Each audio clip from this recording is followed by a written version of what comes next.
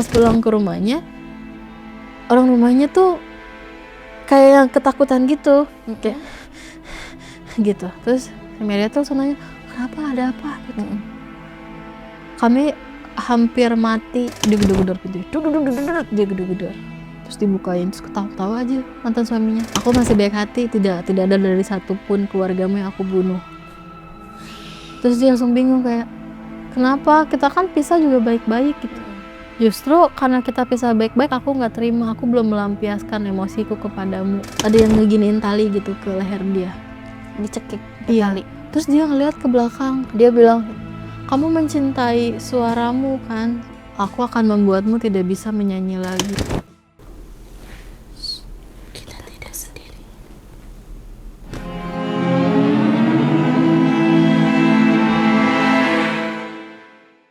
Hai, Assalamualaikum warahmatullahi wabarakatuh. Waalaikumsalam warahmatullahi wabarakatuh.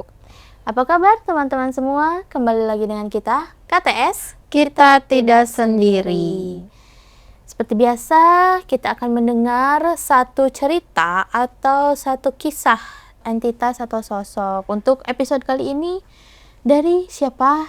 Seorang wanita Belanda tulen di tahun 1873. 1873. Itu kehitung lama atau enggak ya kalau segitu? Lumayan lama sih. Lumayan lama ya? Oke. Kita mulai aja seperti biasa.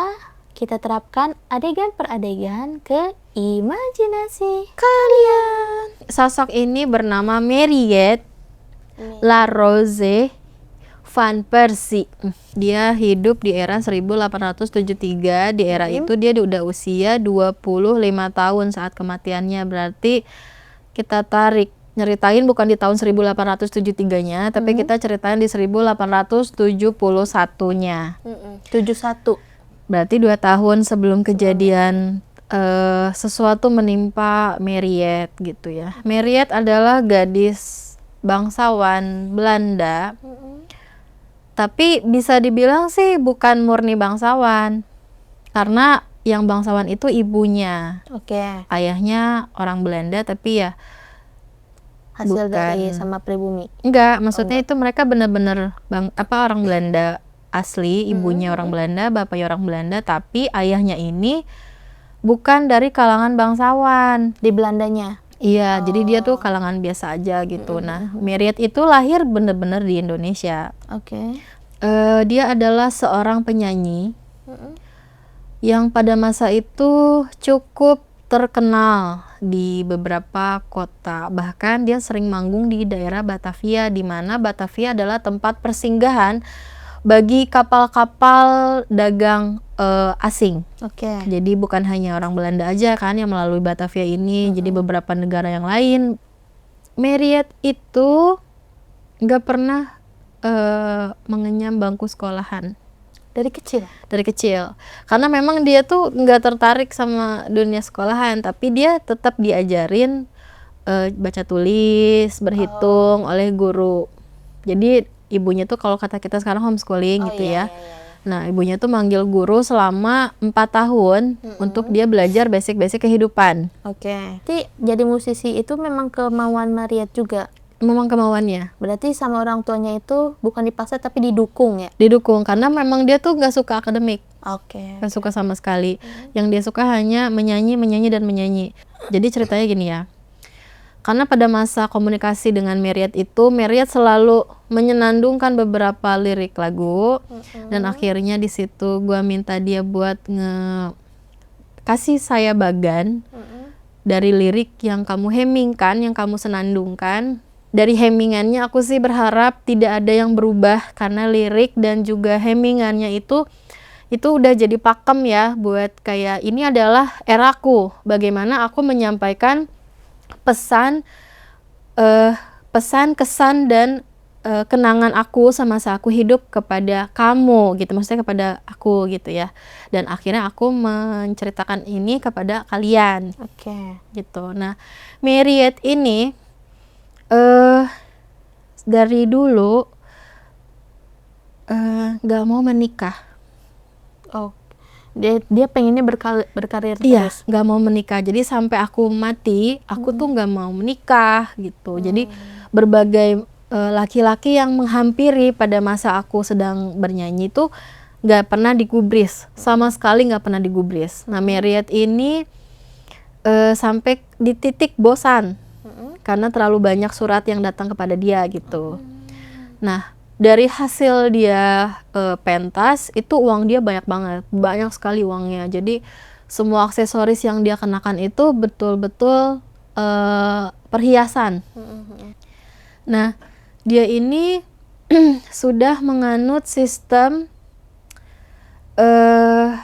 kalau di atas panggung aku menjadi kekasihmu, tapi ketika turun panggung kita hanya berteman. Mungkin zaman sekarang bisa disebut profesional. Profesional, nggak sih? iya. Okay. Sedangkan kalau di masa itu sebagai penyanyi itu nggak bisa terlalu dekat dengan audiens, nggak bisa. Jadi selalu ada batasan, dimana kalau perempuan terlalu terlalu berlenggak-lenggok di hadapan laki-laki, maka pandangan mereka akan lain. Okay. Sedangkan kalau Marriott itu dari awal sebelum dia pentas dia selalu gini, ini kan mic-nya ya, anggap ini stand mic nih. Dia selalu bilang, aku milikmu malam ini dan kamu adalah pacarku di malam ini. Jadi ketika kita pulang ke rumah, keluar dari pintu yang di ujung sebelah kiri sana, kita tidak saling mengenal. Okay. Aku dan kamu putus cinta. Dia bilang kayak gitu. Nah, kalimat itu selalu dia ucapkan berulang-ulang di setiap dia pentas. Jadi semua audiens di situ walaupun perempuan tuh nggak akan cemburu ngelihat suaminya sedekat itu sama Marriott. Okay. Karena Marriott itu hanya di atas panggung aja centilnya, tapi kalau misalnya aslinya tuh dia beneran dingin, sangat-sangat dingin. Bener-bener profesional ya. Iya, jadi ada beberapa momen di mana dia memberikan kepingan-kepingan gambar gitu ya. Jadi nih, sebelum dia naik ke atas stage, itu dia, mohon maaf itu sambil ngerokok, beneran diem gini. Dan tangan kirinya megang anggur, maksudnya minuman alkohol gitu ya. Itu dia bener-bener diem, ditanya pun gak jawab. Kayak, Marriott, aku mencintaimu, kayak gitu misalnya. Terus dia langsung kayak, gitu aja. Pas di atas panggung, itu dia langsung kayak tersenyum lebar, terus sangat centil, menari apa segala macam. Nah, kayak pokoknya bukan dirinya ya. Iya, jadi kita semua membayangkan ya, era itu di atas panggung tuh dia selalu pakai baju yang lumayan nyentrik. Di masa itu perempuan itu nggak boleh terlalu terlihat memakai pakaian yang serba minim gitu, nggak boleh. Yang memperlihatkan lekuk tubuhnya. Iya, kecuali orang pribumi. Kalau orang pribumi itu banyak sekali yang tidak memakai pakaian luar ya, jadi kayak kutang-kutang aja gitu. Nah, itu banyak sekali kalau orang pribumi. Tapi kalau Eropa itu nggak bisa. Semuanya ada tata cara hidupnya tuh, jadi semuanya sudah diatur gitu. Sedemikian rupa. Sedangkan Marriott di sana memperlihatkan kaki yang jenjangnya dia, bener-bener kelihatan. Nah, Marriott ini dipaksa menikah akhirnya di tahun 1872. Oh, setahun setelah yang 71 itu berarti. Iya, jadi makanya di situ kita tarik 2 tahun karena untuk mengenalkan siapa Marriott itu dan sebelum dia menjadi seorang ibu gitu. Dan akhirnya dia menikah dan hamil. Ya, dengan saudagar kaya raya untuk meluruskan lagi gen dia yang hampir kehilangan kebangsawanannya karena ayahnya adalah seorang rakyat biasa gitu. Jadi dia nggak boleh melanjutkan lagi menikah dengan orang biasa, ataupun dia sampai tidak menikah itu benar-benar nggak boleh gitu sama keluarganya. Dan akhirnya dia yaudahlah gitu, udah aku menikah. Ini ya pengen mengangkat status derajatnya ya. Iya, jadi kembali menjadi orang bangsawan lagi gitu. Pas anaknya keluar nih di usia 25 tahun ini, 1873 ini, dia memutuskan untuk melanjutkan karirnya sebagai seorang penyanyi. Okay. Di situ suaminya kayak ngasih nggak ngasih gitu. Iya. Tapi ya udahlah, nggak apa-apa jadi penyanyi lagi gitu. Soalnya gini, soalnya suaminya itu suaminya Mariette adalah seorang maritim gitu, jadi di laut nyari nafkahnya. Tentara gitu. Iya kayak gitu, tapi ini udah era wangsanya tuh udah bangsawan gitu. Nah dia selalu meninggalkan Mariette berbulan-bulan, jadi hal itu yang mendorong suaminya untuk mengizinkan istrinya kembali ke karirnya gitu, karena kan ya udahlah gue juga jarang di rumah nggak sih gitu, jadi ya udahlah.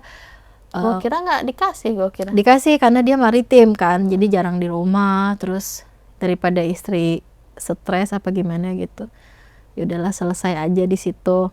Daripada kita ribut-ribut, lu gak nyaman, nanti anak kita terlunta-lunta gitu, yang penting anaknya tetap terurus. Nah di era itu belum ada pumping ASI ya, belum ada gitu. Nah jadi dia nyari orang buat ibu susu anaknya. Ibu susu tuh berarti anaknya minum ASI dari yang lain? Orang lain. Oh bukan dari dia? Bukan. Karena yang berkarir itu. Jadi dia kan gak mungkin terus-menerus ngurusin anaknya dong. Oke.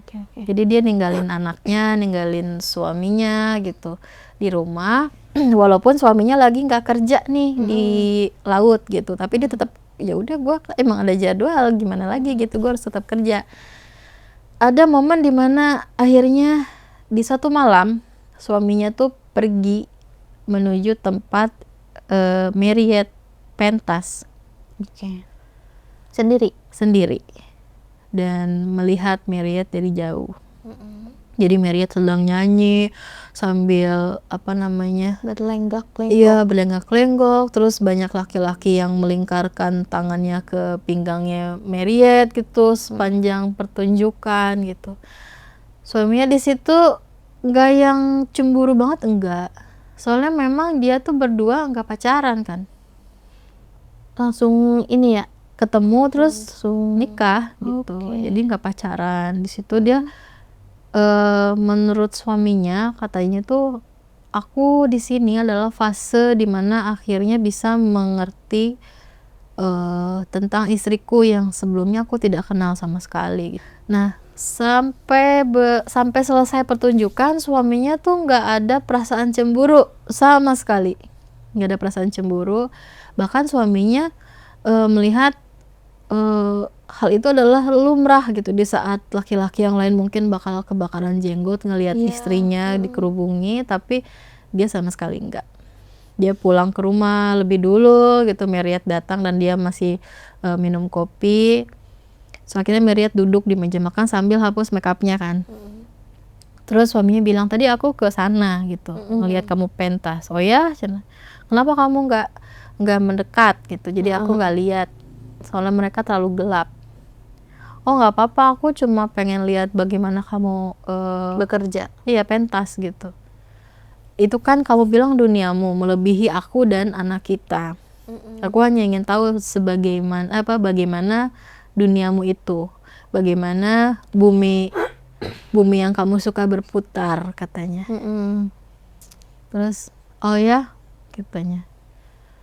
Dan aku memikirkan jika anak kita sudah usia 3 tahun, sepertinya aku akan memiliki anak lagi. Suaminya. Mariette nggak mau. Sudah cukup untuk memiliki 1 anak. Aku tidak menginginkan anak-anak yang lain. Aku tidak menyukai anak-anak. Terus lakinya langsung ketawa. Kamu tidak bisa memutuskan apapun dalam rumah tangga ini. Aku adalah nakodanya. Berapapun anak yang aku mau, lahirkanlah gitu. Mariette itu langsung kayak gitu. Dia gitu. Udah tuh besokannya dia manggung lagi terus aja kayak gitu. Sampai ulang tahunnya dia nih. Pas ulang tahunnya dia, terus ada laki-laki pakai setelan kayak tuxedo. Dia pakai jam tangan, tapi bukan jam tangan gini ya, kayak jam yang di rantai ya, jamnya di rantai gitu, di saku. Terus dia nyamperin Mariette dan berkata, bagaimana pendapatmu tentang pernikahan? Kata laki-laki ini. Aku membenci pernikahan. satu ranjang dengan laki-laki bukan keinginanku. Aku tidak menyukainya. Aku pun sama. Kata si cowok itu. Iya, aku muak dengan bawelnya bawelnya istri aku. Aku muak. Terus si Merietnya ketawa. Terus kamu meninggalkan istrimu? Entahlah. Kalau itu memang jalan yang terbaik, aku akan meninggalkannya. Tapi dia pasti akan menangis terseduh-seduh gitu jika aku meninggalkan dia gitu. Meriet tuh langsung ketawa-ketawa kan. Sepertinya kamu tidak cocok dengan rumah tangga karena biasanya perempuan memang banyak bicara gitu, kata si Meriet. Terus laki-lakinya ketawa. Mereka hanya mencintai perhiasan dan juga gaun-gaunnya. Mereka sebenarnya tidak mencintai kami, kata dia. Terus Meriet ketawa. Ya sepertinya begitu, aku juga tidak mencintai laki-laki, tapi aku juga bukan mencintai perempuan ya, katanya. Aku memang tidak menginginkan satu hubungan yang pasti gitu. Ngobrol-ngobrol cumoy. Cumoy. Terus di situ Meriet bilang, ini bukan kecupan karena aku ingin dekat denganmu ya, katanya. Oh iya aku mengerti, aku pun juga tidak menyukai suatu hubungan ya gitu. Mereka berdua nggak suka terikat ya? Nggak suka. Pokoknya di era itu dia modern ya pikirannya gitu. Kalau sekarang mungkin banyak yang lumrah, tapi kalau dulu tuh kan enggak gitu. HTS-an. Gitu tuh aneh kali ya. Nah setelah kejadian itu tuh sering ketemu.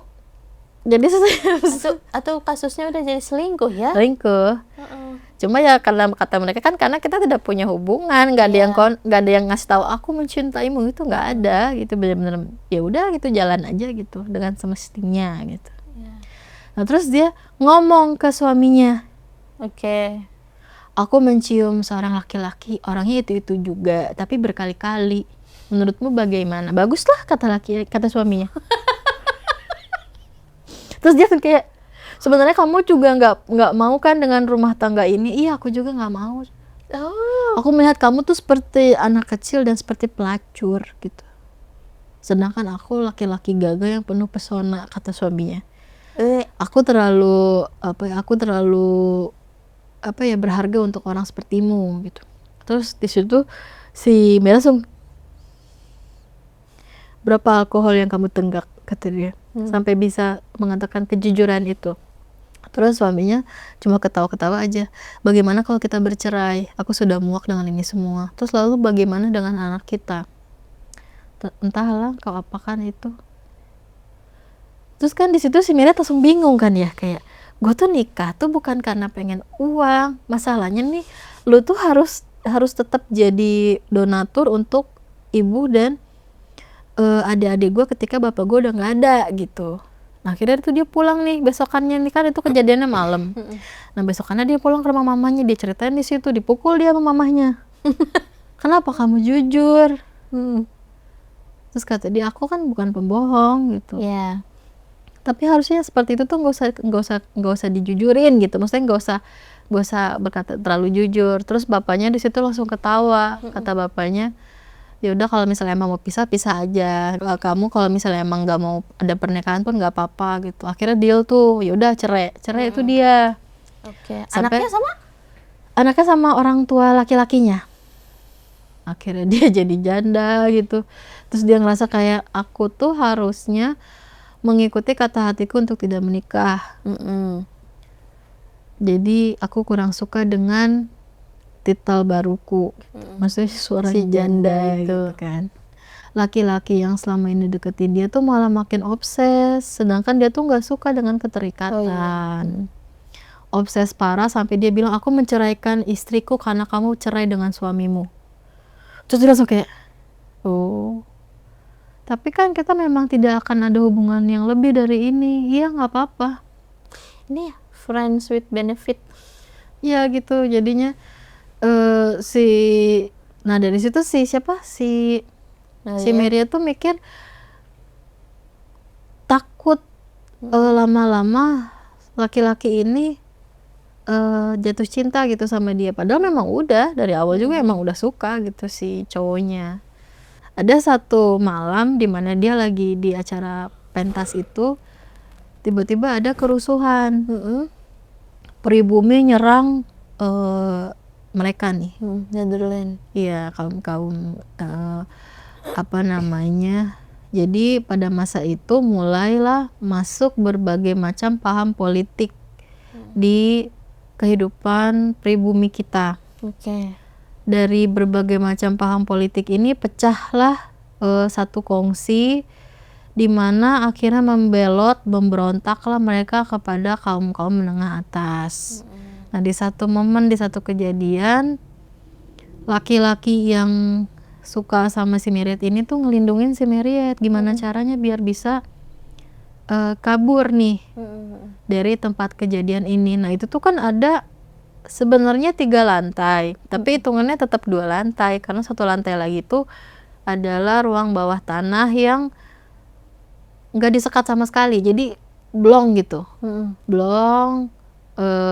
Di situ cuma diisi berbagai macam apa namanya bahan makanan, terus kayak arsip-arsip kertas-kertas kayak gitu, sama peluru-peluru yang bekas pakai. Yang kosong ya? Iya, jadi selongsong peluru kosong. Dia udah berusaha banget gimana caranya supaya Mariet ini aman. Terus dia nyuruh si Mariet ganti baju kan, karena bajunya terlalu heboh gitu. Jadi akan kelihatan gitu kalau dia ngumpet atau lari-lari. Dia cepet-cepet ganti baju sampai kancingnya juga nggak kekancing dengan benar. Terus Mariet dipaksa turun ke bawah. Jadi kan dia di lantai 2, terus dia dipaksa turun loncat, bukan lewat dari tangga gitu. Dipaksa disuruh turun dan akhirnya dia loncat, kakinya patah nih. Sebelah kirinya kakinya patah. Si cowok yang suka sama Mariet itu langsung gendong Mariet untuk lari. Pas gendong Mariet untuk lari,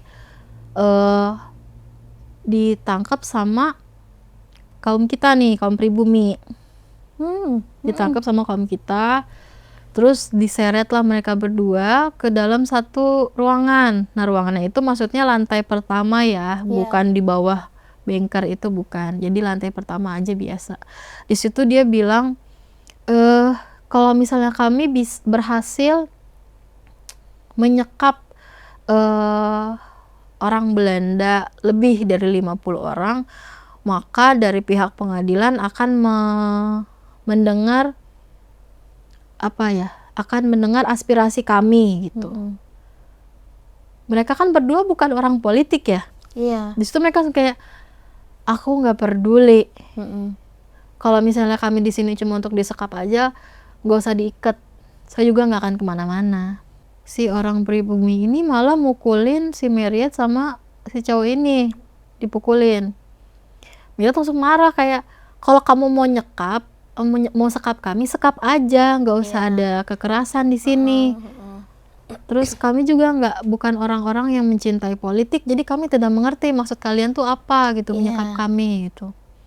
Nah, nggak lama dari pihak Belanda datang nih, tentaranya banyak nyergap. Yang nggak terima, maksudnya zaman itu tuh Indonesia belum full power, masih blok-blokan gitu loh. Jadi belum menyatu gitu, semua kongsi tuh belum menyatu. Orang itu aja pecah kongsi kan, otomatis regu orang-orang yang untuk menawan bangsa Belanda ini tuh nggak banyak gitu. Jadi satu grup ini tuh paling cuma ada 30 orangan. Dan menurut mereka tuh bisa menyekap sipil dari Belanda gitu untuk melemahkan, karena kan mereka tuh nggak bawa senjata apa-apa kan, jadi nggak bisa ngelawan. Orang-orang Belanda datang,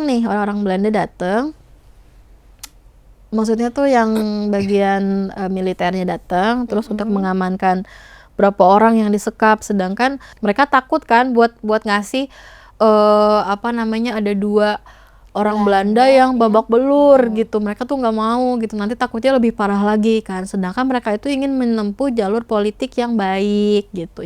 Pas dihitung, udah cuma segini aja yang disekap. Iya, sudah segini aja yang disekap katanya. Yaudah gitu. Akhirnya nggak tahu tuh mereka kemana. Si pintu itu dikunci. Si Mariet sama si itu tempat. Iya, si Mariet sama si cowok itu tuh dikunci dari luar. terus ditinggalkan sampai ke besokan harinya. Maria tuh langsung kayak gini, kayaknya kita udahan deh, maksudnya silentnya tuh kita harusnya teriak-teriak nggak sih biar orang tuh tahu kalau kita ada di sini gitu.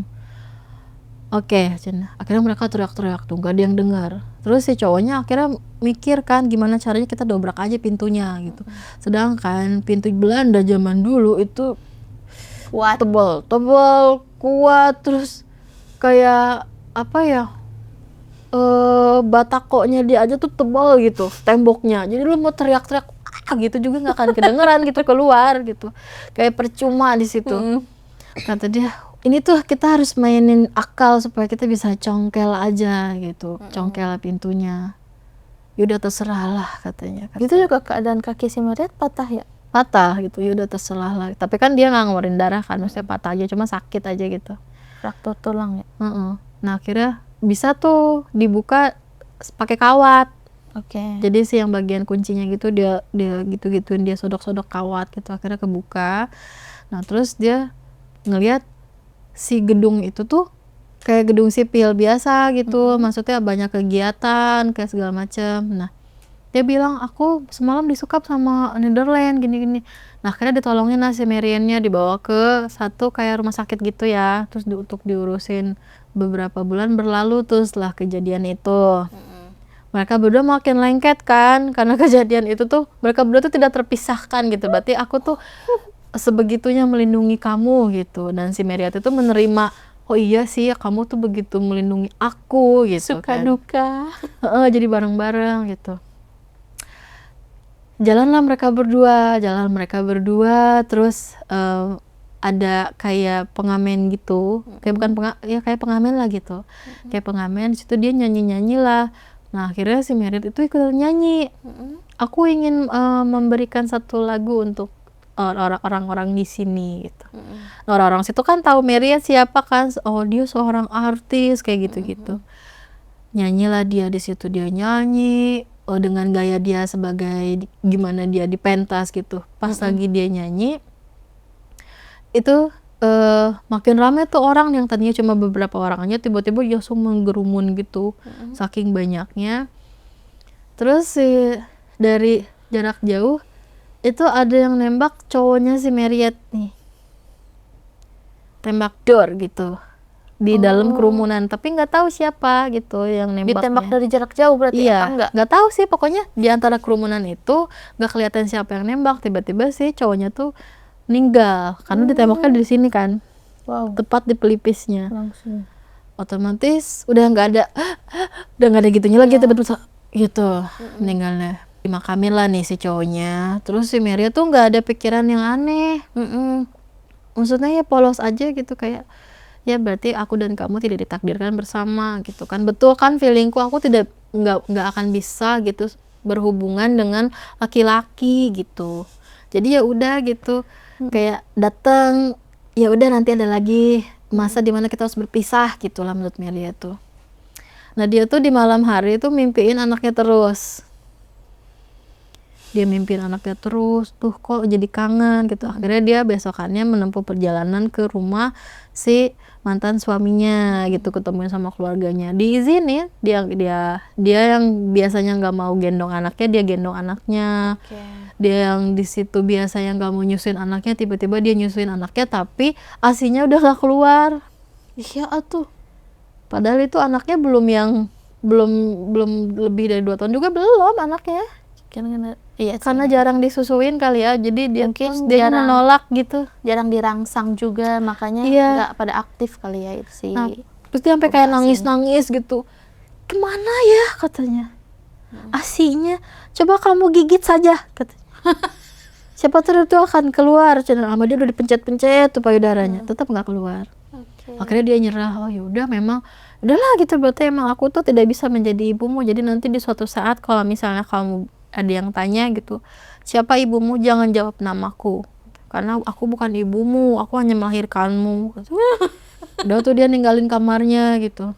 Sesimpel itu. Iya gitu, gak ada nangis-nangisan si Maria tuh orangnya. Pas dia turun tangga dipukul dari belakang sama mantan suaminya. Jadi kan dia bolak-balik gitu ya, jadi apa ya, duduk gitu kan, jatuh gitu. terus dia berdarah nih bagian pelipisnya, terus dia langsung lihat, kenapa gitu, apa salahku gitu. Terus kata dia, karena kau mencoba untuk memberi ASI kepada anakku.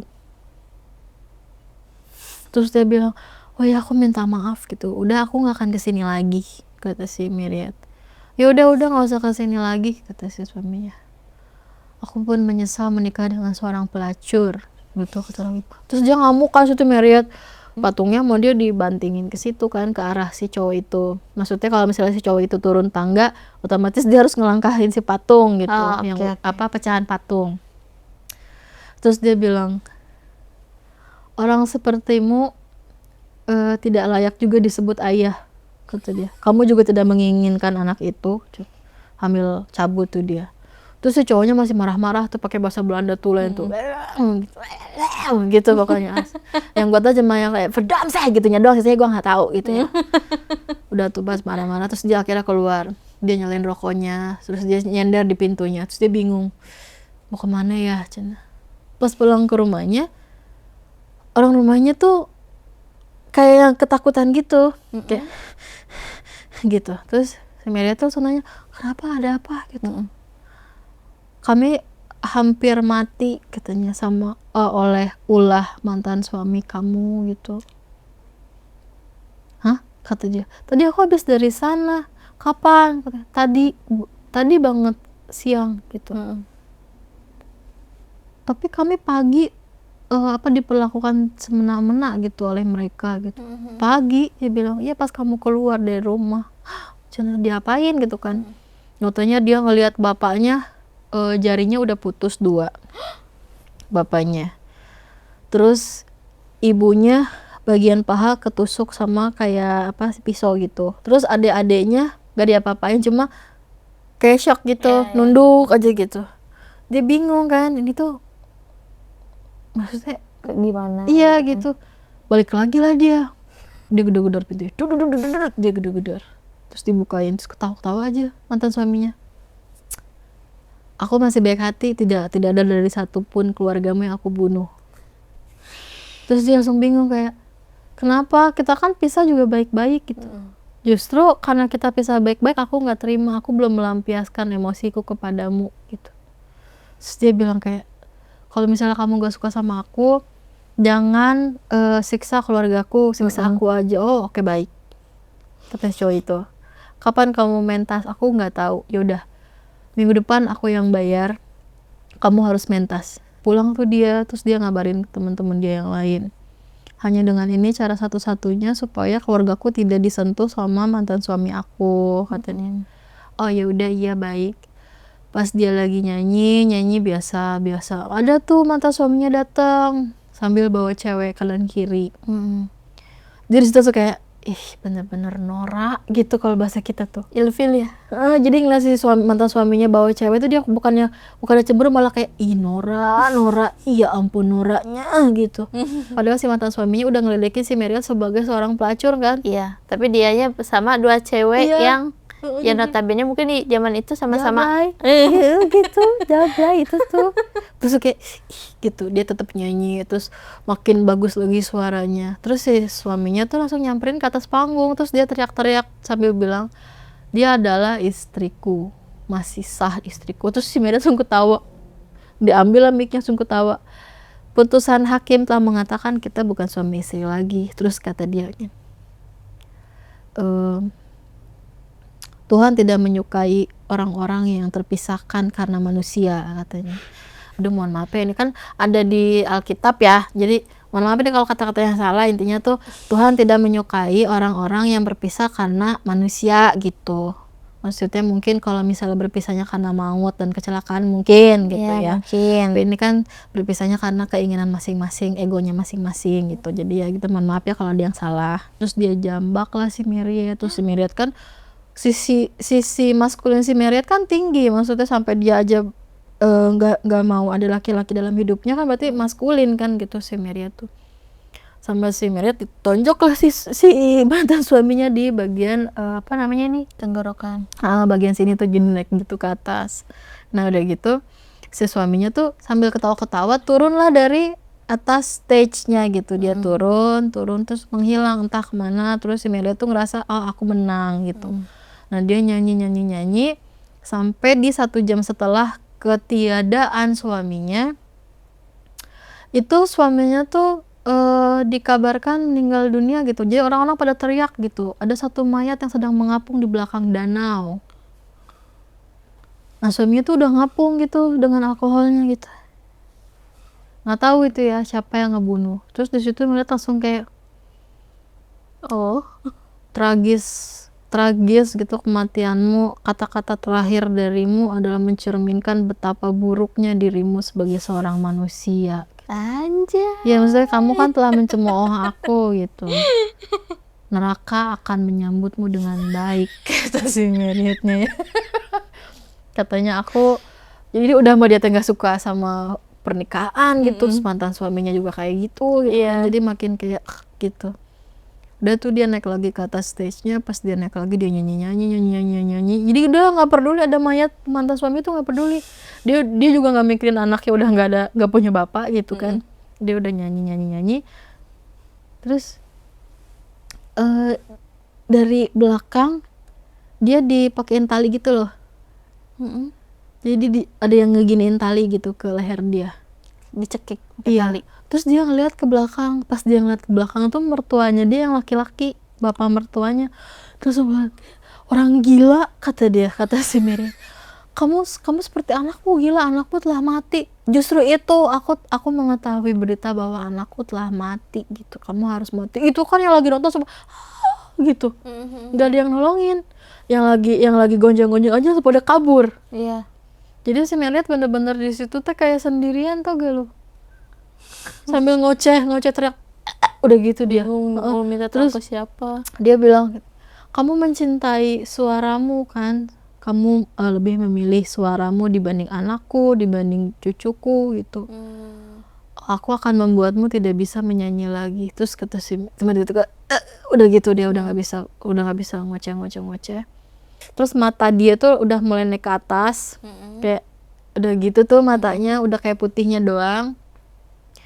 Terus bapaknya di situ makin kenceng lagi ada keluar die itu si Marriott-nya tuh die.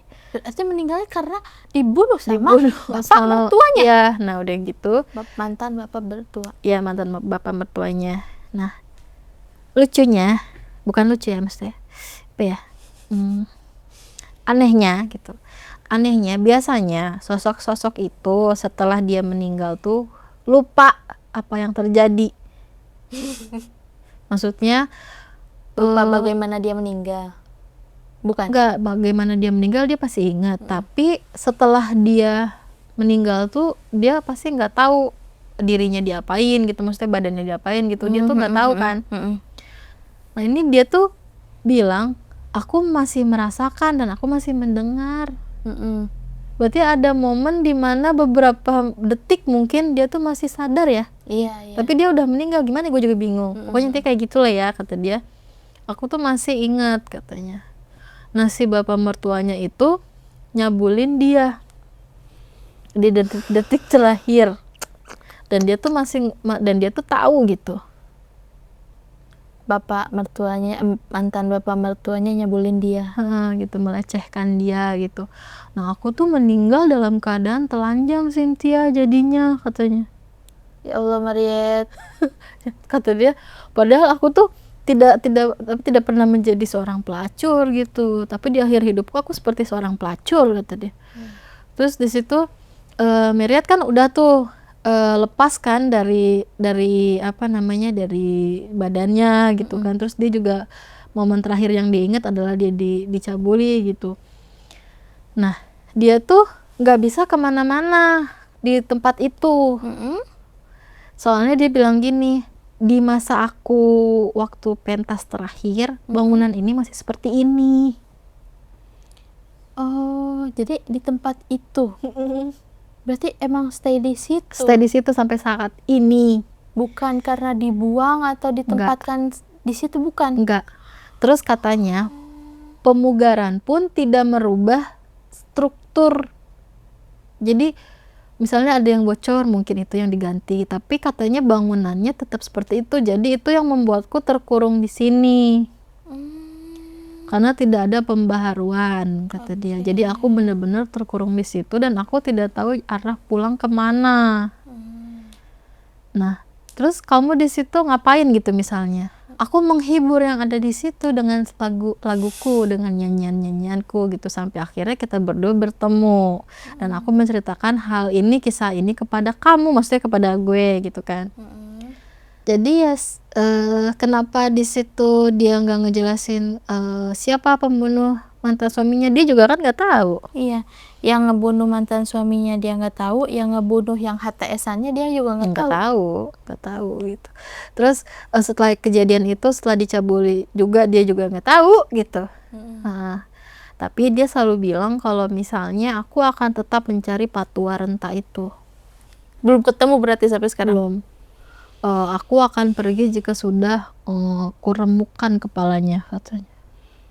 Berarti setelah cerita ini gue kira setelah cerita ini dia akan bertemu Cahaya, enggak ternyata ya? Dia masih ingin dendam. Karena kan kok bisa sih gitu dilecehkan dengan mantan mertuanya gitu. Berarti selama ini kamu melihatku sebagai wanita, bukan sebagai seorang anak. Ya dia kan ditanya ya sama gue tuh kayak, gimana kalau misalnya mayat kamu tuh dibuang gitu aja gitu, nggak dikubur gitu. Nggak apa-apa, nggak apa-apa sih. Kayak gitu, orangnya cuek gitu. Iya. Dan lagunya tuh bagus, jadi ya semoga bisa cepat kita rilis gitu ya. Dan soalnya lagunya bagus banget. Dan itu jadi lagu ke-6 yang sudah dikumpulkan gitu ya, walaupun mungkin ceritanya belum tayang. Dan juga nggak tahu kapan rilisnya, doain aja. Buat teman-teman gitu ya, misalnya mengerti atau menyukai atau bisa memainkan alat musik klasik atau ballad, bisa collab sama aku, soalnya aku betul-betul lumayan kesulitan gitu dengan lagu-lagunya dari para sosok gitu. Tapi lirik dan nada dari aku. Nah, kamu membuat instrumen dimana bisa mengawini lirik dan juga hemming dan nada dari aku gitu. Jadi semoga di antara kalian semua bisa ya mewujudkan gitu apa yang sudah kita tata ya. Intinya kalau kalian ada yang bisa untuk mengaransemen sebuah lagu, apalagi tentang yang zaman-zaman dulu, bisa dikirim di email di bawah ini. Kalian langsung berpesan aja atau langsung DM aja. Iya, gitu. Dan jangan lupa juga untuk like, share, dan subscribe channel kita. Bye!